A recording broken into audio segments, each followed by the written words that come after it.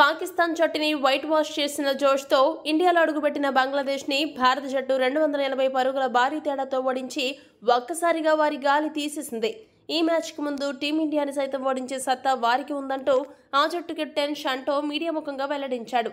వారన్నట్లుగానే match ఆరంభంలో team India top order వికెట్లు వరుసగా దక్కించుకుని భారత జట్టుని ఇరకటంలో పడేశారు.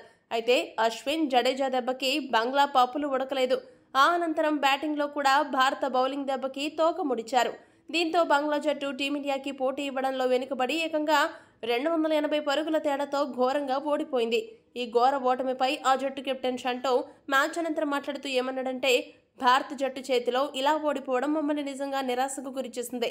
అయితే కొత్త బంతితో మేము బౌలింగ్ చేసిన విధానం ఆకట్టుకుంది. మొదటి 2-3 గంటల్లో హసన్, తస్కిన్ మరియు రానా బౌలింగ్ చేసిన విధానాన్ని మెచ్చుకోవాలి. అయితే ఆ తర్వాత వారు భారత్ని నిలువరించడంలో వెనుకబడ్డారు.